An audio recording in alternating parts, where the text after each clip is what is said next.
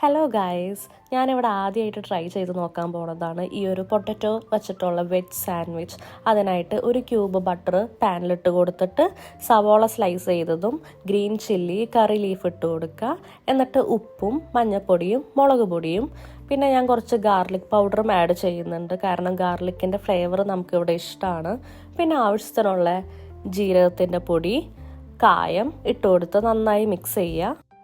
കായം കുറച്ച് കൂടുതൽ ഇട്ടോളൂ, അപ്പോൾ ഇതിൻ്റെ മസാല ഭയങ്കര ടേസ്റ്റി ആയിട്ട് എനിക്ക് ഫീൽ ചെയ്തു. പിന്നെ നമ്മൾ വേവിച്ച് ഉടച്ച് വച്ചേക്കുന്ന പൊട്ടറ്റോയും കൂടി ഇതിലേക്ക് ആഡ് ചെയ്യണം. എന്നിട്ട് നന്നായി മിക്സ് ചെയ്ത് കൊടുക്കുക. ചെറുതായിട്ട് ചോപ്പ് ചെയ്ത് വെച്ച മല്ലിയിലയും പിന്നെ ഒരു ഹാഫ് ലെമണും കൂടി ഇതിൽ പിഴിഞ്ഞൊഴിക്കുക. പിന്നെ എൻ്റെ കയ്യിൽ കുറച്ച് ഗ്രേറ്റഡ് ചീസ് ഉണ്ടായിരുന്നു, അപ്പം ഞാൻ അതും കൂടി ഇതിലേക്ക് ആഡ് ചെയ്യുന്നുണ്ട്.